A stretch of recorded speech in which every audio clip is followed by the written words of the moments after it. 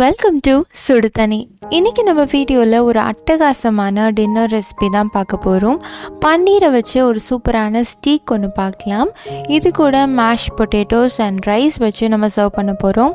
ரொம்பவே ஃபில்லிங்கான ஒரு ரெசிபியாக இருக்க போது. இதோட இன்க்ரீடியன்ஸை நான் டிஸ்கிரிப்ஷன் பாக்ஸில் கொடுக்குறேன். இப்போ வாங்க சேர்ந்து சமைக்கலாம். ஃபஸ்ட்டு இதுக்கு நம்ம மசாலா ரெடி பண்ணிடலாம்.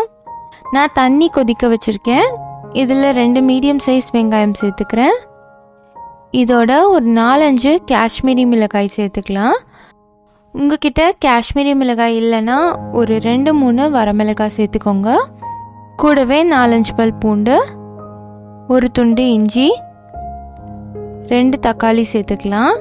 தக்காளி ரொம்ப புளிப்பாக இருந்துச்சுன்னா ஒன்று சேர்த்துக்கோங்க. கூடவே 6-7 முந்திரி பருப்பு சேர்த்துக்கலாம். இது நல்லா கொதிக்க வச்சுருங்க. தண்ணி நல்லா வற்றி இது எல்லாமே நல்லா சாஃப்ட் ஆகணும்.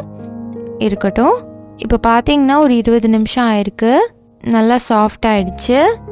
இது ஒரு பவுலில் மாற்றி நல்லா ஆற வச்சுட்டு அரைச்சிக்கோங்க. இப்போ நான் ஃபைன் பேஸ்ட்டாக அரைச்சிட்டேன். இது இருக்கட்டும்.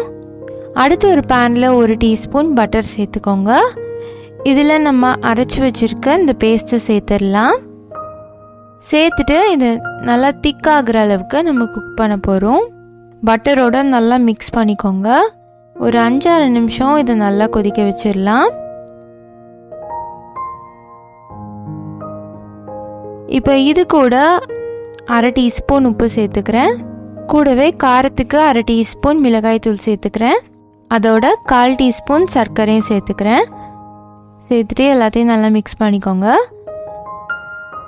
காரத்துக்கு ஏற்ற மாதிரி நீங்கள் மிளகாய் தூள் சேர்த்துக்கலாம். நான் காஷ்மீரி மிளகாயை சேர்த்துருக்கனால 1/2 டீஸ்பூன் மிளகாய் தூள் தனியாக வேற சேர்த்துருக்கேன். நீங்கள் முன்னாடியே வரமிளகாய் சேர்த்துருந்தா அதுக்கேற்ற மாதிரி நீங்கள் காரம் அட்ஜஸ்ட் பண்ணிக்கோங்க. ஏன்னா இது ரொம்ப காரமாயிடக்கூடாது, அப்புறம் சாப்பிட முடியாது.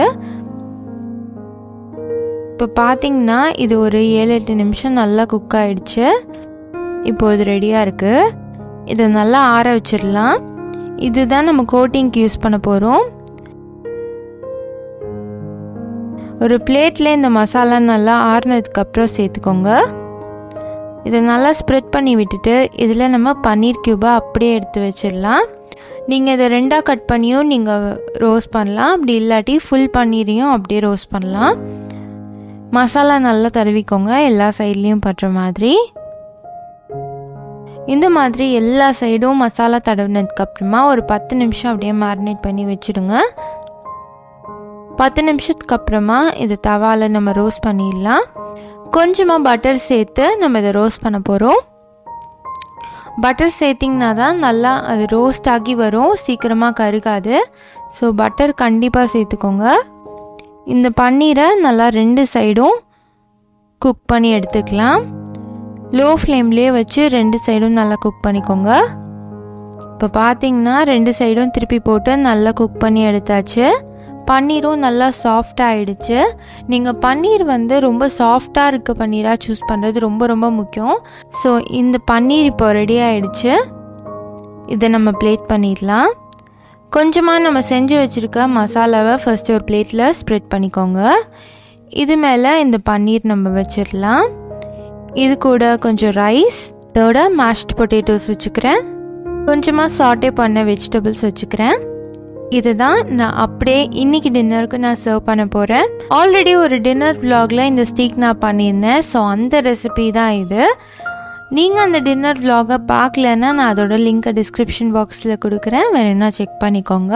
நீங்கள் ரைஸ் பொறுத்த வரைக்கும் புலாவ், கீ ரைஸ், ஜீரா ரைஸ் இந்த மாதிரி எது வேணாலும் வச்சு சர்வ் பண்ணலாம். இந்த வீடியோ உங்களுக்கு பிடிச்சிருந்தா லைக் பண்ணுங்கள். சுடு தண்ணி சேனலை சப்ஸ்கிரைப் பண்ணுங்கள். தேங்க்யூ.